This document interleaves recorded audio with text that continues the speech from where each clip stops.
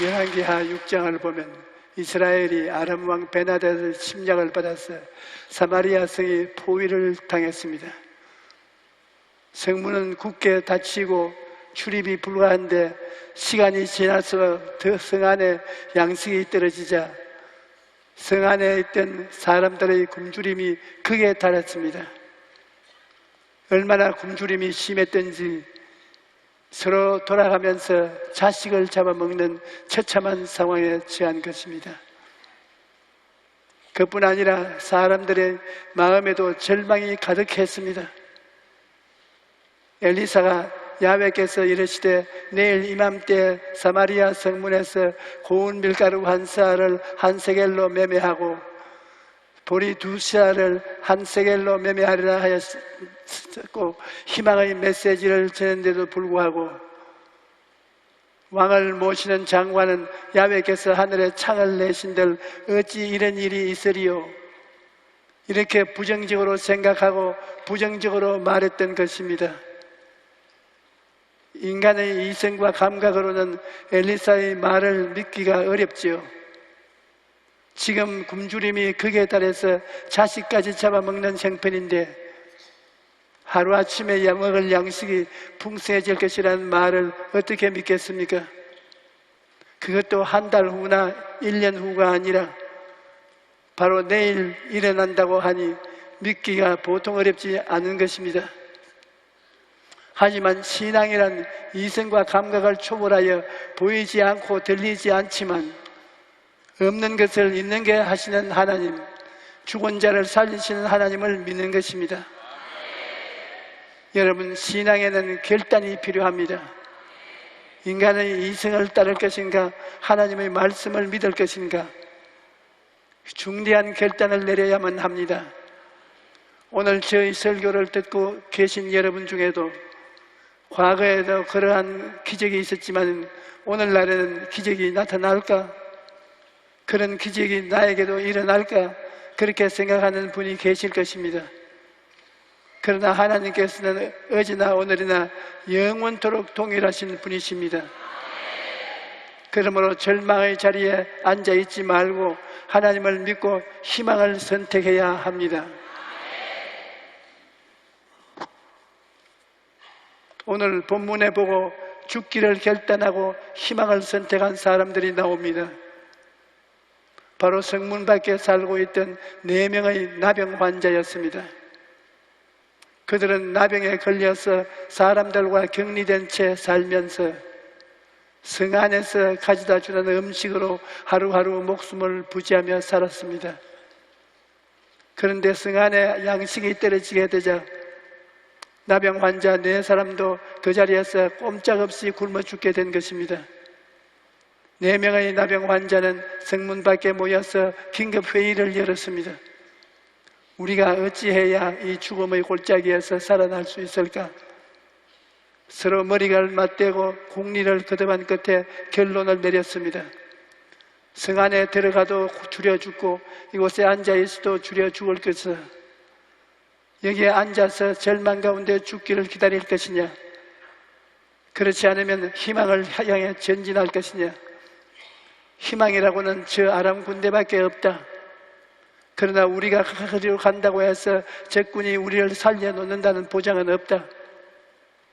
그러나 거기에는 희망이 있다. 여기에 앉아서 절망 가운데 죽느냐, 희망을 향해 한번 전진해 보자. 그렇게 결단을 내린 것입니다. 여러분, 얼마나 놀라운 결단입니까? 큰 희망이 아닙니다. 신락 같은 가느다란 희망입니다. 그럼에도 불구하고 죽을 때 죽더라도 목숨을 걸고 희망을 선택한 것입니다. 살든지 죽든지 희망을 향해서 가자. 죽더라도 희망 속에서 죽자. 여러분, 하나님께서는 이러한 믿음을 기뻐하시는 것입니다. 히브리서 10장 38절에 나의 의인은 믿음으로 말미암아 살리라. 또한 뒤로 물러가면 내 마음이 그를 기뻐하지 아니하리라고 말씀하셨습니다. 하나님은 언제나 우리에게 희망을 주십니다. 에레미야 29장 12절에서 13절에 야훼의 말씀이니라. 너희를 향한 나의 생각을 내가 아나니 평안이요 재앙이 아니니라. 너희에게 미래와 희망을 주는 것이니라. 너희가 내게 부르짖으면 내게 와서 기도하면 내가 너희의 기도를 들을 것이요 너희가 온 마음으로 나를 구하면 나를 찾을 것이요 나를 만나리라고 말씀하셨습니다. 하나님께서는 우리에게 미래와 희망을 주시기 원하십니다. 그렇기 때문에 네 사람의 나병 환자가 신란마다는 희망이지만 희망을 향해서 가자고 결단했을 때 하나님께서 네 사람을 사용해서 이스라엘을 구원키로 결정하신 것입니다. 마침내 나병 환자가 네 사람은 아람 진을 향해서 출발했습니다. 오래 굶주렸으니 기운이 없어서 비틀비틀합니다. 발가락이 떨어져 나갔으니 잘 걸을 수가 없고 몸의 균형을 잡을 수가 없습니다. 그래서 서로 의지하기 위해 스크럼을 짜고 긍정적인 생각을 가지고 희망을 향해 출발을 한 것입니다. 그런데 놀라운 것은 이 나병 환자 네 사람만 걸어간 것이 아닙니다. 그 네 사람의 믿음의 창조적 행진에 성령께서 동참하시던 것입니다.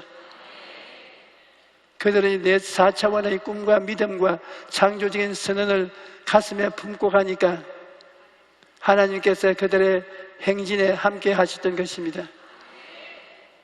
하나님께서는 엘리사를 통해서 내일 이맘때 사마리아 성문에서 곡식이 싼 가격에 매매될 것이라는 기적의 말씀을 주셨습니다. 그 말씀을 이루기 위해 사용할 사람을 찾고 계셨습니다.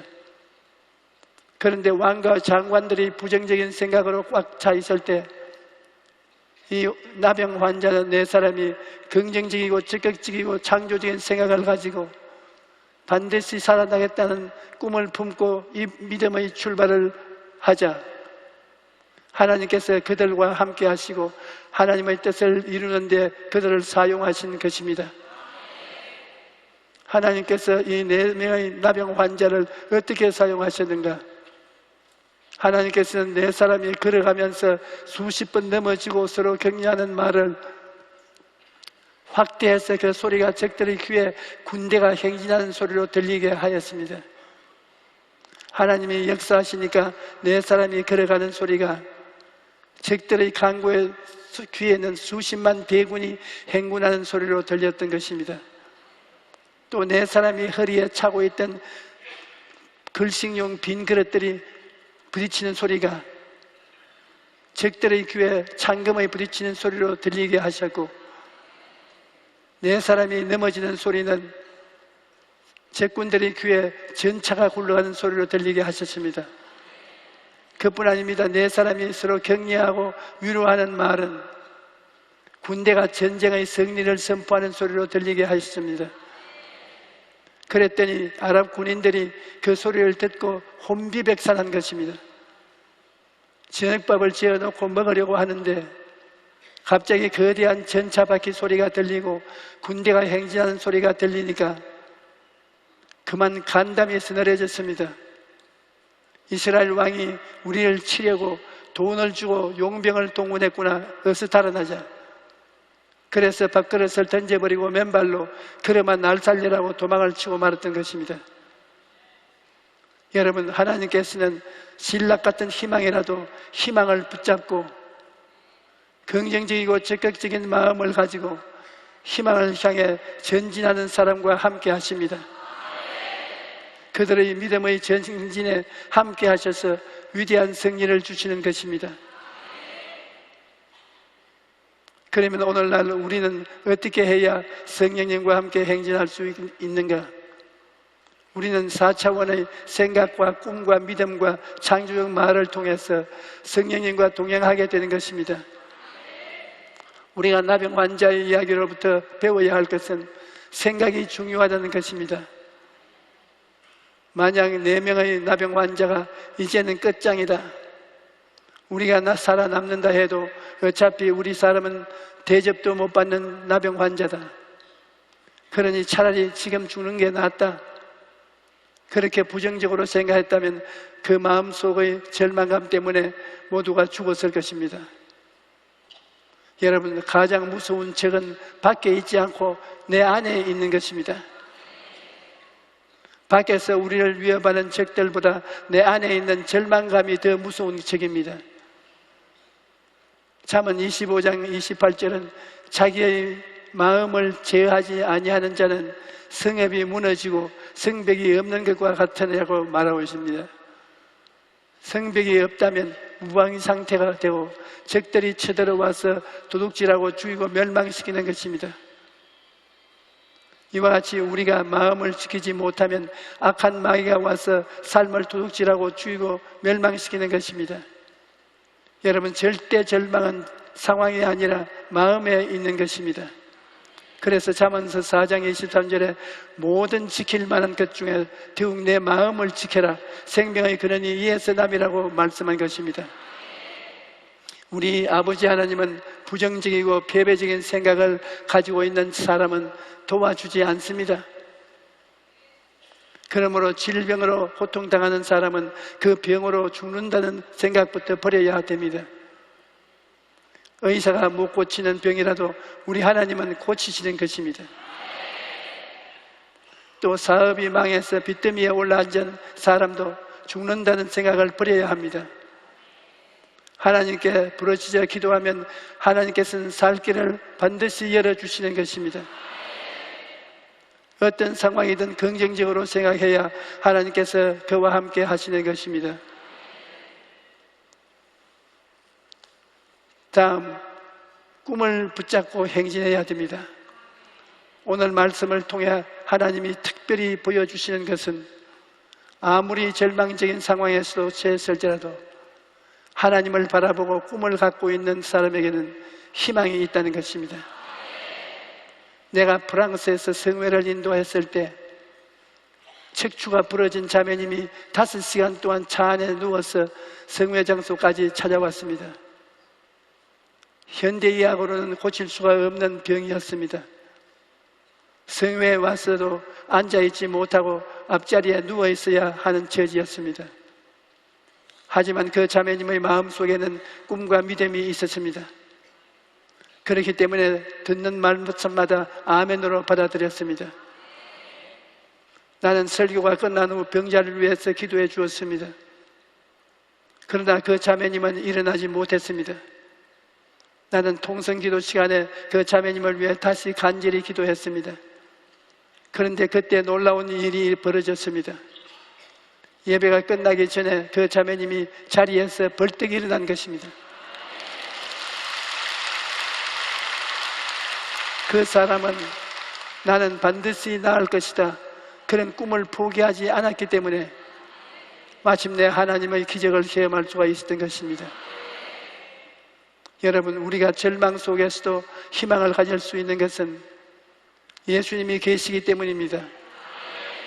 예수님께서는 우리의 죄와 불의, 질병과 저주, 죽음을 대신 짊어지고 십자가에서 죽으심으로 이를 다 청산하셨습니다. 그러므로 예수님이 없을 때는 절망하지만 예수님이 우리와 함께 계시면 언제든지 희망을 가질 수가 있는 것입니다. 그 다음, 환경을 바라보지 말고 하나님을 바라보고 믿음의 행진을 해야 합니다. 네 사람이 적진을 향해 나아간 것은 믿음의 행진이었습니다. 아람 군대에게 투항해도 산다는 보장이 전혀 없습니다. 그런데도 불구하고 죽으면 죽으리라 각오로 믿음의 발걸음을 옮겼던 것입니다. 여러분, 하나님께서는 언제나 그와 같은 믿음의 행진에 함께 하십니다. 히브리서 11장 6절에 믿음이 없이는 하나님을 기쁘시게 하지 못하나니 하나님께 나아가는 자는 반드시 그가 계신 것과 또한 그가 자기를 찾는 자들에게 상 주시는 이심을 믿어야 할지니라고 말씀하십니다. 예전에 제가 한 자매님의 간증을 들었는데 그분은 폐암이 생겨서 많은 고통을 당하고 있었습니다. 심한 고통으로 식사도 제대로 할 수 없고 나중에는 혀와 위아래가 구멍이 뚫리는 정도까지 악화되었습니다. 하지만 그러한 고통 속에서도 희망을 포기하지 않고 열심히 기도하고 신앙생활을 했습니다. 그러던 어느 날 주일 예배에 와서 통증을 참으면서 열심히 설교를 듣고 있는데 점점 마음속에 나올 수 있다는 믿음이 생겨났습니다. 그리고 신유 기도 시간이 되었을 때 제가 오늘 하나님께서 많은 병자를 고쳤습니다 그렇게 말하고 잠시 후에 주님께서 이 시간에 혈암을 치료해 주셨습니다 라고 선포했다는 것입니다. 그래서 이 자매님이 자신이 치료받은 것을 믿음으로 받아들이고 감사의 눈물을 예배를 드렸는데 정말로 기적이 일어나서 현대의술로는 도저히 치료할 수가 없었던 말기 혈암이 완전히 치료된 것입니다.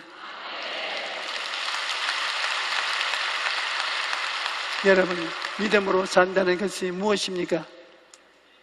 우리가 믿음으로 산다는 것은 하나님의 나의 삶의 영원한 근원과 자원으로 살고 사는 것을 말하는 것입니다. 예수님을 믿지 않는 사람들은 인간의 수단이나 방법이나 지혜나 지식을 통해서 인생을 살아갑니다. 그러나 예수님을 믿는 우리는 하나님의 은혜로 살아나가는 것입니다. 여러분, 믿음이란 것은 내 마음속에 감추어 놓았을 때는 아직 살아있는 믿음이 아닙니다. 믿음은 눈에 보여주어야 그것이 확실한 믿음이 되는 것입니다. 보이는 믿음이 되어야지 마음속에 혼자 간직하고 있는 믿음은 살아있는 믿음이라고 할 수가 없는 것입니다. 우리가 단호한 태도로서 믿음을 보일 때 주님께서 그 믿음을 보시고 기적을 행하시는 것입니다. 그 다음 나병 환자든지 건강한 사람이든지 하나님이 원하시는 것은 4차원적 대화입니다. 네 사람이나 나병 환자들은 목적지까지 가는 동안 계속 넘어졌지만 서로 말씀으로 격려하면서 함께 걸어갔습니다. 그들이 서로 말씀을 격려하면서 4차원적 대화를 하니까 하나님께서 그들과 함께 행진하시던 것입니다. 민수기 14장 28절에 그들에게 이르기를 야훼의 말씀에 내 삶을 두고 맹세하노라. 너희 말이 내 귀에 들린 대로 내가 너희에게 행하리니 라고 말씀합니다. 여러분, 하나님과 우리가 함께 행진하기 위해서는 우리 입술의 말이 하나님의 말씀과 일치해야 합니다. 그러면 우리 마음속에 하나님의 말씀을 간직해야 합니다. 우리가 하나님의 말씀을 입으로 끊임없이 시인하면 우리 마음에 말씀이 간직되는 것입니다. 내가 입으로 계속 말하면 입으로 하는 말이 내 마음에 간직되고 또 마음에 간직된 말씀은 입으로 자꾸 시인하면 그 간직된 말씀이 더욱 강해지는 것입니다. 우리가 하나님의 말씀에 귀를 기울이고 그 말씀이 이루어지는 모습을 꿈과 환상으로 끊임없이 그려보고 그 말씀을 앉아서나 하루에 수십 번, 수백 번 입으로 시인하면 그 말씀이 내 마음속에 간직되는 것입니다. 그럴 때 하나님의 말씀이 살아서 성령으로 말미암아 즉시로 여러분과 나의 생활 가운데 위대한 능력을 베풀기 시작하는 것입니다. 이와 같이 우리가 4차원의 생각과 꿈과 믿음과 창조적인 말을 갖고 있으면 4차원의 근본이신 성령님과 동행하게 됩니다.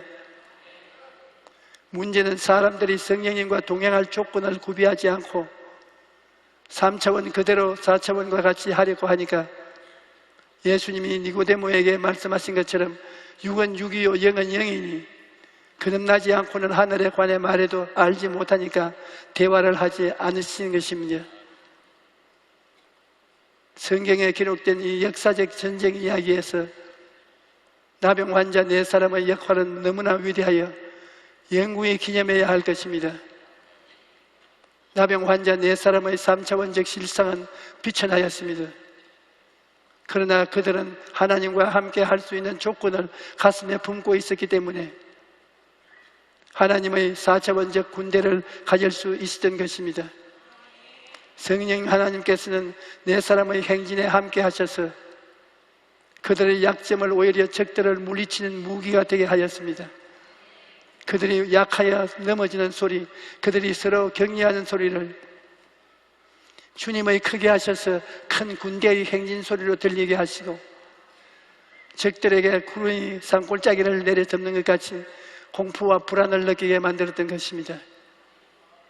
그 결과 4차원의 꿈, 믿음, 창조적인 언어를 통하여 적진을 향해 가는 나병 환자들이 3차원의 아랍 군대와 싸움에서 압도적인 승리를 거두었던 것입니다. 여러분, 기적은 아무에게나 일어나지 않습니다. 꿈을 가지고 희망을 향해 행진하는 사람에게 기적이 일어나는 것입니다. 아무리 작은 희망이라도 희망을 붙잡고 믿음으로 나아가면 절망적인 상황이 그 사람을 결코 무너뜨리지 못합니다. 우리가 아무것도 하지 않고 낙심하고 앉아있거나 뒤로 물러서면 하나님은 우리를 도울 수가 없습니다. 그러나 우리가 하나님을 믿고 움직이기 시작하면 하나님은 우리 편에서 함께 움직여 주시는 것입니다. 이러므로 오늘 이 자리에 오신 여러분은 어떤 상황에서도 절망의 자리에 주저앉지 마십시오. 절망에서 일어나 하나님과 함께 걸어가십시오. 그러면 먼 장래가 아니라 여러분 앞에 곧장이 놀라운 희망의 역사가 다가오게 될 것입니다. 할렐루야.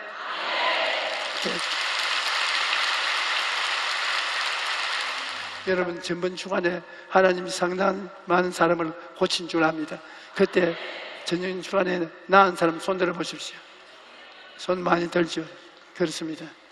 오늘 이 시간에 여러분 아픈 데가 있으면 손을 얹고 꿈을 꾸십시오. 그 손을 통해서 기적이 일어난다고. 그리고 문제를 가지고 온 사람 가슴에 손을 얹으십시오. 그리고 기도하십시오. 하나님, 이 시간에 기도합니다. 믿음을 가지고 꿈을 가지고 손을 가슴 위에 얹었습니다. 그 손 아래에 있는 모든 마귀의 역사는 이 시간에 쫓겨나갑니다. 예수 그리스도의 이름으로 명하노니 너희 원수 귀신아 물러가라. 질병을 가져오는 마귀야, 억압을 버리고 떠나가라. 예수 이름으로 명하노라. 하나님이여, 예수님 이름으로 온 육체가 건강하게 되게 하여 주시옵소서. 하나님 보시기에 좋은 몸을 가질 수 있도록 축복하여 주시옵소서. 기적은 일어나라. 치료는 일어나라. 하나님의 역사는 나타나라. 예수 이름으로 명하노라. 하나님 아버지, 어떤 문제를 가지고 해결하지 못하고 적은 산과 태산같이 무거운 짐을 짊어지고 고생하는 형제 자매가 있으면 오늘 이 시간에 그 산과 문제가 떠나가는 것을 바라보게 하여 주시옵소서. 신락 같은 믿음이 있으면 그 믿음을 가지고 명하면 산이 바다로 던져간다고 말하셨습니다. 너희 모든 질병과 모든 문제는 떠나갈지어다. 좋은 일이 일어날지어다. 예수님 이름으로 명하노라. 할렐루야. 주님께 감사 박수.